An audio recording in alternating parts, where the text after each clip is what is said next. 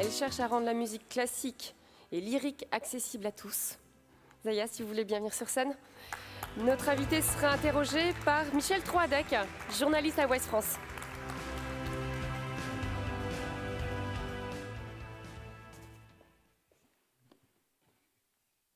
Bonjour. Bonjour. Alors je crois qu'on va commencer par un film, Zaya, c'est bien ça? Bah écoutez, avec plaisir. C'est vous qui nous avez amené ce film pour nous montrer un peu votre travail, en tout cas en un tout petit résumé, c'est bien ça? Oui, en effet, c'est quelques notes de musique, puisque pour des raisons évidentes de place, je n'ai pas pu venir avec l'orchestre symphonique. Donc je voulais quand même vous faire partager quelques notes avant qu'on puisse échanger ensemble. Est-ce qu'on est calé? C'est parti.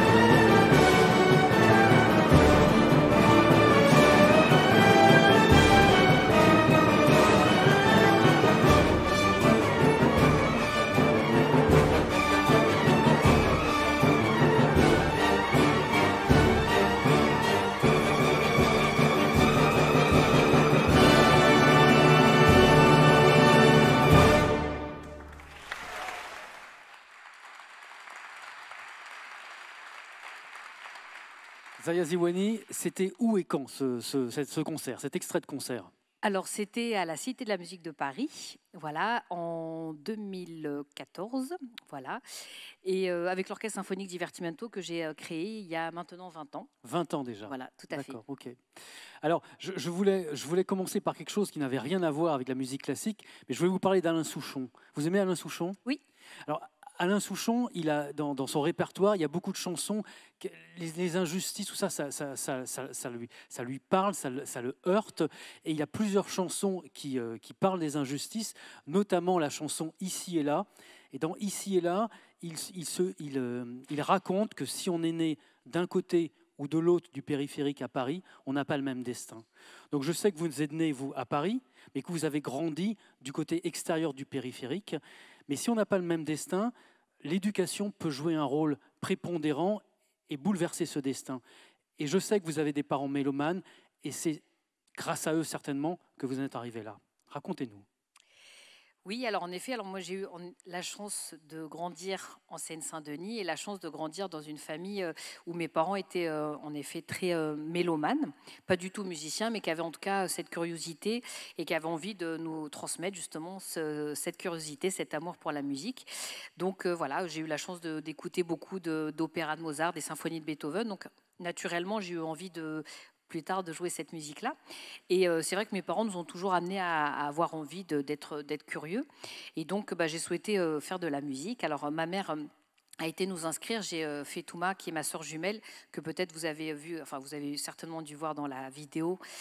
Voilà, donc on était toutes les deux. Donc ma mère, elle a été à nous inscrire au conservatoire à Pantin. Et en fait, quand elle a été nous inscrire, on lui avait dit qu'il restait plus qu'une seule place. Donc du coup, elle n'a pas voulu choisir entre ma sœur et moi. Et donc, elle a inscrit notre petit frère.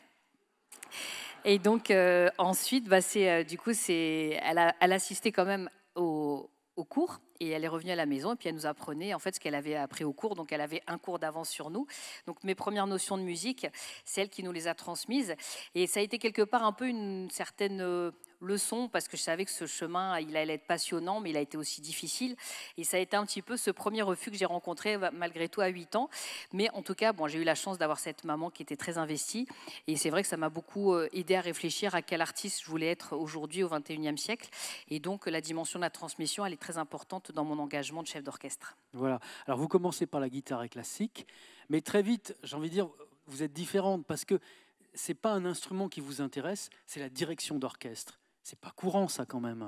Non, alors moi, j'ai adoré jouer de la guitare, mais ce que je voulais absolument, c'était vraiment pouvoir jouer ce que j'entendais à la maison, les symphonies, les opéras. Donc j'ai joué un deuxième instrument, l'alto. Et l'avantage de cet instrument, l'alto, c'est un instrument à cordes qui est vraiment situé au centre de l'orchestre. Donc on est immergé dans cet univers de l'orchestre, entre les sons aigus, les sons graves. Et surtout, on est placé devant le chef d'orchestre. Et pour moi, ça a été un peu une révélation d'intégrer cet univers de l'orchestre et de me retrouver devant le chef d'orchestre. Donc j'ai été fascinée par ce métier. Et donc je m'étais dit, quand je serai grande, je serai chef d'orchestre. La vie continue et vous vous renseignez. Et puis vous voyez à la télé qu'en général, les chefs d'orchestre, c'est des hommes. Et comme vous m'avez dit, c'est plutôt des messieurs un peu âgés. Donc, ce n'est pas pour vous, a priori. Non, c'est vrai. Alors, en effet, moi, n'ayant pas vraiment de repères dans le milieu musical, on essaie de s'accrocher à ce qu'on voit. Et donc, en effet, je voyais plutôt des hommes assez âgés. Alors, c'est vrai que pendant très longtemps, c'est un métier qu'on abordait plutôt dans une deuxième partie de carrière. Voilà, on était d'abord instrumentiste et on devenait ensuite chef d'orchestre. Et quand je commençais un petit peu à lire à l'époque des articles, on disait, tiens, tel chef d'orchestre, tel jeune chef d'orchestre vient d'être nommé à la tête de l'Opéra de Paris. Puis en lisant la biographie du chef d'orchestre, on voyait qu'il avait déjà 45 ou 50 ans, ce qui est très jeune comme âge, il n'y a pas de souci avec ça. Mais sauf que moi, du haut de mes 16, à l'époque 15-16 ans, j'avais envie de diriger bien plus tôt que ça. Donc c'est vrai que ça a été aussi un peu un secret que j'ai gardé, et d'autant qu'en plus, beaucoup de professeurs qui étaient pourtant très bienveillants à mon égard me disaient, mais Zaya, concentre-toi sur tes études parce que c'est un métier qui n'est pas du tout fait pour les femmes. Donc voilà, il faut te concentrer sur tes études. Donc c'est vrai que j'ai été malgré tout très concentrée sur cette perspective. J'ai continué à être très curieuse, mais j'avais un peu du mal à m'autoriser de devenir chef d'orchestre pour aussi ces raisons-là. C'est une rencontre qui va changer les choses?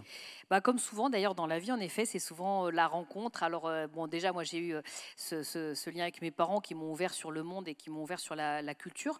Et puis un jour, j'ai vu qu'il y avait un grand maître de la direction d'orchestre qui donnait des masterclass à Paris. Et moi, j'avais son poster dans ma chambre, au milieu des acteurs américains, comme souvent c'est le cas quand on est adolescent. Et ce grand maître de la direction d'orchestre, Sergiu Celibidache, il m'a repéré, parce qu'il m'a vu assidu à ses masterclass, et il m'a proposé d'intégrer sa classe. Et c'est vrai que la première fois que je suis arrivée, déjà, il m'a dit je te préviens, Zaya, les femmes n'ont jamais tenu plus de 15 jours dans ma classe. Et ensuite, à me dire, mais de toute façon, elles n'y arrivent pas parce qu'elles manquent de persévérance. Alors, comme un bras macho quand même. Oui, un petit peu. Alors c'est vrai que comme beaucoup de chefs d'orchestre au XXe siècle, il était très égocentrique, mais en même temps, il a été aussi très exigeant avec moi, ce qui était important, très bienveillant aussi malgré tout, et surtout il voulait m'alerter de la difficulté de ce chemin, non pas parce que j'étais juste simplement une femme, mais aussi parce que c'est un milieu qui est très, qui est à la fois très passionnant, très captivant, mais qui est aussi parfois très conservateur, et donc il y a encore quelques 20 ans, 25 ans, il y a des orchestres en Europe où les femmes étaient interdites. Donc voilà, où aujourd'hui on est encore très loin de la parité dans les orchestres. Donc de voir une jeune femme incarner l'autorité dans un orchestre en tant que chef d'orchestre, c'est quelque chose qui est très compliqué. Et il y a 20 ans, quand j'ai commencé, il n'y avait pas de femmes à la tête des orchestres nationaux, il n'y en a pas eu en 20 ans.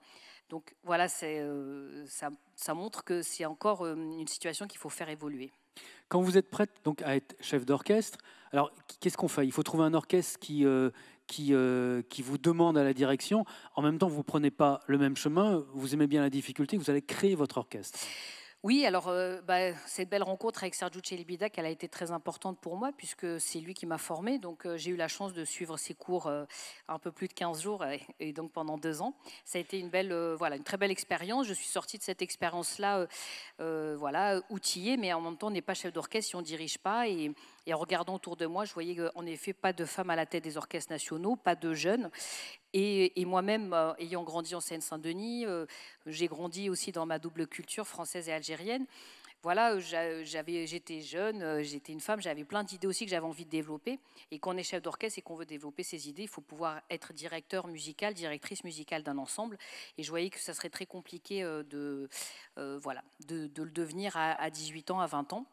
Et donc, je me suis dit, bah, écoute, Zaya, c'est peut-être le moment de pouvoir créer toi-même tes propres opportunités. Alors, entre-temps, j'avais gagné un concours international qui m'a permis d'être un peu visible et surtout, bah, ensuite, d'avoir des invitations à aller dans des festivals. Mais comme, bah, justement, je n'étais pas à la tête d'un orchestre, on m'invitait, mais je ne pouvais pas y aller parce que je n'avais pas d'orchestre. Donc, je me suis dit, bah, ça serait peut-être le moment d'en créer un. Et donc, c'est comme ça qu'il y a 20 ans, j'ai créé l'Orchestre Divertimento voilà, pour pouvoir montrer que c'était possible de diriger pour une jeune femme et aussi pour développer toutes les idées que j'avais envie de développer dans la musique et faire changer ce milieu. Et en plus, vous décidez de le créer sur votre territoire. C'est là qu'on revient à notre notion de territoire. Vous ne le créez pas à Paris, où il y a déjà beaucoup d'orchestres, mais vous allez à Pantin, à Stein, enfin, où vous êtes, où vous habitez. Oui, parce qu'en effet, moi, cette expérience personnelle, elle m'a beaucoup apprise. Et donc, quand j'étais petite, mes parents nous emmenaient voir des beaux concerts dans Paris. Et j'étais très contente de ça. Mais j'avais toujours un petit peu ce sentiment d'injustice de me dire, mais pourquoi, dans le département où j'ai grandi, où je vis, pourquoi il n'y a pas de concert? Et en effet, quand j'ai créé cet orchestre il y a 20 ans, moi, j'avais 20 ans, j'avais pas de moyens, pas de réseau. Donc, quand vous êtes en région parisienne où il y a déjà beaucoup d'orchestres nationaux, il y a tous les orchestres internationaux qui viennent s'y produire. Si vous proposez le même projet que tout le monde, vous n'avez aucune chance d'y arriver. Donc, moi, je me suis dit, tiens, Zaya, appuie-toi sur ton expérience. Et c'est vrai que ce département où j'ai grandi, qui est très riche, qui est très dynamique, qui a aussi ses réalités qui sont compliquées, et je me suis dit, la place de la culture, ça a du sens d'installer cet orchestre. Donc, le premier choix, moi, je voulais que cet orchestre, il ait aussi son identité, donner du sens à cet engagement. Donc le premier choix que j'ai fait, c'est d'aller en effet installer la résidence à la ville de Stein. C'est une ville qui est à côté de Saint-Denis, à côté du Stade de France, et de commencer à y donner des concerts dans tout ce département. Alors, c'est bien de dire, tiens, on va ramener la musique classique en banlieue, sauf qu'il faut qu'il y ait du monde qui vienne au concert. Donc, même si on amène les plus belles œuvres dans des territoires où il y a aussi beaucoup de fragilité sociale, où il y a des problématiques de mobilité, de transport, d'insécurité, il a fallu aussi travailler beaucoup pour que, moi, ce que je voulais, c'est que les gens que je rencontrais dans la rue, les gens qui étaient mes voisins, les gens avec qui que je côtoyais, je puisse les voir au concert. Et donc, je me suis dit, c'est pas forcément évident pour tout le monde d'aller au concert de musique classique. Donc, on va peut-être aller à la rencontre de l'ensemble de ces publics. Et on a commencé à créer ces temps de rencontre dans des centres sociaux, des maisons de quartier, les établissements scolaires, des lieux culturels, pour justement aller se présenter, me présenter, expliquer les œuvres. Et petit à petit, on a réussi à justement à fédérer des publics très divers, tant sur le plan social, culturel, intergénérationnel. Et c'est ce qui m'a vraiment convaincue de ce premier choix, c'est de dire qu'en fait, en effet, la musique classique, elle appartient à tout le monde et que ça peut devenir une culture populaire. On peut se fédérer autour de la musique symphonique. Quand vous êtes face à un orchestre, tout à l'heure, vous avez pu écouter quelques notes. Ça procure beaucoup d'énergie, beaucoup d'émotions. Ça n'a rien à envier au concert de rock ou d'autres styles de musique. Donc voilà, il faut aussi que tout le monde puisse vivre ça. Et ça a été pour moi quelque chose d'important de voir que ça avait du sens et surtout que maintenant, quand on fait nos concerts en Seine-Saint-Denis, les concerts sont pleins. Donc on peut aussi aller en Seine-Saint-Denis pour écouter de la musique classique. Vous avez trouvé les relais politiques, financiers, sociaux pour vous aider. Ça n'a pas été trop compliqué à ce niveau-là parce qu'ils n'avaient pas l'habitude. Peut-être qu'ils finançaient des SMAC, des salles de musique actuelles, du rock, d'autres musiques, du théâtre. Il y a du théâtre aussi dans le 93, mais moins de la musique classique. Alors, en effet, c'était loin d'être une évidence et malheureusement, ça ne l'est toujours pas encore aujourd'hui, même si les discours politiques ont changé, même si le milieu musical a aussi changé. Mais c'est vrai que la musique classique, avec ce qu'elle peut représenter comme excellence, parfois on a du mal à se dire qu'elle peut vivre aussi dans des territoires urbains, dans des territoires ruraux. Donc l'histoire de l'orchestre, elle s'est beaucoup construite dans un premier temps en Seine-Saint-Denis, en région parisienne.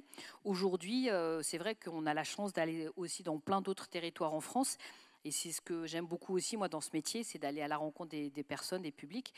Mais encore aujourd'hui, par exemple, l'Orchestre Divertimento, on a plus de financement du ministère de la Ville que du ministère de la Culture. Et je passe beaucoup de temps à expliquer que quand on joue une œuvre musicale, un poème symphonique, par exemple, tout à l'heure, vous avez entendu la danse bacchanale de Camille Saint-Saëns.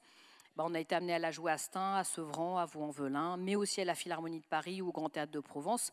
C'est une œuvre qui est aussi belle qu'on la joue à Stein ou à la Philharmonie de Paris, elle est aussi complexe, on la joue de la même façon, on est habillé de la même façon avec le même engagement. Donc il n'y a pas de raison que d'un côté elle soit considérée comme un travail socio-culturel ou comme de la politique de la ville et que dans d'autres endroits ça soit de la culture. Donc encore aujourd'hui, on a tendance à considérer les publics différemment et que je passe beaucoup de temps à convaincre de dire que cette musique, elle n'est pas élitiste, c'est de l'excellence qui doit être aussi à la portée de tous, à la fois pour tout le monde pour pouvoir l'écouter, mais aussi de permettre à des jeunes, au même titre que moi j'ai eu la chance d'avoir mes parents qui m'ont ouvert sur ce monde musical, qu'il y ait peut-être d'autres artistes qui sont sur la trajectoire des jeunes. Et donc c'est encore loin d'être aujourd'hui le cas, puisqu'on a beaucoup de moins de moyens financiers que d'autres orchestres, par exemple, et qu'il faut qu'on aille en chercher d'autres ailleurs. Mais j'ai vu les choses évoluer en 20 ans, il y a encore beaucoup de chemin, mais je reste convaincue qu'on est sur la bonne voie. Merci. Dans votre orchestre, il y a aussi un métissage. Il y a des gens qui viennent de Paris, qui ont suivi un itinéraire pédagogique classique, et puis d'autres qui viennent d'itinéraires un peu plus marginaux. Alors, en effet, c'est un vrai sujet quand j'ai souhaité créer cet orchestre, et encore aujourd'hui, parce que demain, on va jouer dans la campagne en Moselle. On a joué au Théâtre des Champs-Élysées il y a 2 jours, à l'Opéra de Paris il y a 10 jours. Et c'est vrai on a joué à Stein hier, en Seine-Saint-Denis. Et moi, je souhaite avoir des musiciens qui vont s'engager de la même façon partout. Alors, ça peut paraître comme ça d'une évidence, mais c'est pas forcément évident dans un milieu musical où souvent on a été formé et où il y a des habitudes qui se sont ancrées avec d'un côté ceux qui jouent du classique et ceux qui jouent d'autres styles de musique. Il y a les grands artistes qui jouent dans les grandes salles et puis il y a les autres qui jouent dans des salles à dimension locale. Il y a ceux qui sont artistes et puis ceux qui n'ont pas trop réussi du coup qui enseignent. Moi au contraire, je voulais vraiment balayer toutes ces lignes-là et ce qui pouvait paraître peut-être dévalorisant à un moment donné, en faire une force. Et moi je souhaitais avoir des musiciens qui soient très engagés, de très bons musiciens d'orchestre, mais qui soient aussi en capacité d'apporter d'autres choses. Et par exemple, dans la musique que vous avez entendue tout à l'heure, c'est une musique de Camille Saint-Saëns. Et Camille Saint-Saëns a beaucoup vécu en Algérie, par exemple. Donc la mélodie un petit peu orientale qu'on entend à la fin, c'est en fait une mélodie qui appartient à la culture musicale classique d'Algérie. Et il y a beaucoup de liens qui se font avec la musique symphonique et d'autres cultures du monde. Et c'est ça, en fait, le message que je veux aussi faire passer dans mon engagement artistique, c'est de dire notre musique, notre patrimoine musical français, européen, il s'est aussi construit avec la rencontre avec d'autres cultures du monde, avec d'autres arts aussi. Et moi, j'ai besoin d'avoir des musiciens qui soient aussi capables soit de se remettre en question, soit aussi d'avoir des spécialités dans d'autres styles de musique. Donc, il y en a qui sont spécialisés dans les musiques arabes, d'autres dans les musiques de jazz, d'autres dans la pédagogie. Ce qui fait que ce projet très, quelque part atypique et qui prend plusieurs formes, on est en capacité de le porter en interne parce que j'ai ces musiciens-là qui ne viennent pas uniquement parce qu'ils sont très bons techniquement, mais qu'ils ont aussi cet engagement-là. On va aussi souvent jouer en milieu carcéral. Par exemple, c'est des circonstances qui sont assez particulières. Il faut avoir des musiciens qui aient cet engagement-là. Donc oui, en effet, dans l'orchestre, il y a des musiciens qui ont des parcours différents. Moi, j'accorde aussi beaucoup de place aux femmes dans l'orchestre. Alors, pas juste parce qu'il faut qu'il y ait des femmes dans l'orchestre, mais parce que, au même titre que moi, à partir du moment où j'ai eu l'occasion de m'exprimer en tant que chef d'orchestre, j'ai tout donné, j'ai dépassé vraiment à chaque fois mes limites. Et il y a beaucoup de femmes qui sont très talentueuses, qui n'ont pas forcément l'occasion d'être nommées dans des orchestres nationaux parce que il y a encore beaucoup de résistance à avoir parfois une femme timbalier d'un orchestre ou corps solo ou trompette solo. Moi j'ai plein de femmes qui du coup s'expriment dans cet ensemble et que vraiment la mixité, je peux le dire aujourd'hui, et ça fait ça donne un projet très riche, très très engagé et qui fait qu'aujourd'hui, même si on a beaucoup moins de moyens que les orchestres nationaux, internationaux, on est quand même programmé dans les plus grandes salles de concert parce qu'on a cet engagement-là, parce qu'on a aussi des idées différentes. Mais donc du coup, je crois beaucoup en la diversité, dans ce que ça a de plus beau. Et donc on essaye justement d'avoir aussi des musiciens qui ont des parcours différents, comme ce qui me concerne moi personnellement. Voilà. Et en tant que chef d'orchestre, vous pouvez apporter votre patte, votre originalité auprès d'autres orchestres. Là, je crois que vous avez commencé à travailler avec l'Orchestre symphonique de Bretagne, et il y a des concerts qui vont être donnés dans la région, sur un répertoire un petit peu particulier. Oui, alors en effet, l'interrogation que moi j'ai eue par rapport à la ligne artistique de l'orchestre, puisque, comme je vous le disais tout à l'heure, quand il y a beaucoup d'orchestres qui viennent pour présenter souvent des formats de concerts avec des symphonies, des concertos, Et j'aime beaucoup aussi diriger des symphonies et des concertos.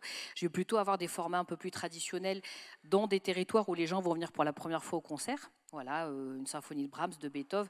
Et je commence par ça parce que je trouve que c'est important de les amener à découvrir un univers qu'ils connaissent peut-être moins.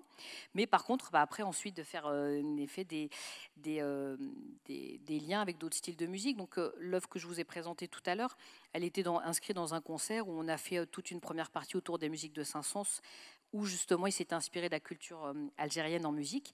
Et la deuxième partie de ce concert, c'était justement des musiques classiques algériennes que Saint-Saëns avait entendues pour montrer justement quelles avaient été ses inspirations. Et la dernière partie, c'était une partie contemporaine avec justement 2 compositeurs, un français et un algérien.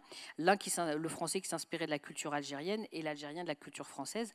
Donc forcément, je suis amenée à avoir des approches différentes qui me permettent aussi aujourd'hui de pouvoir diriger des projets que peu de chefs d'orchestre ne peuvent faire parce que j'ai été obligée de me former en jazz, j'ai été obligée de me former en musique classique arabe, en musique des Balkans et dans d'autres styles de musique. Et c'est ce que je trouve très bien dans la musique, c'est que d'une part, ça apprend l'humilité parce que même si aujourd'hui j'ai 20 ans d'expérience, on est obligé toujours d'apprendre, de travailler.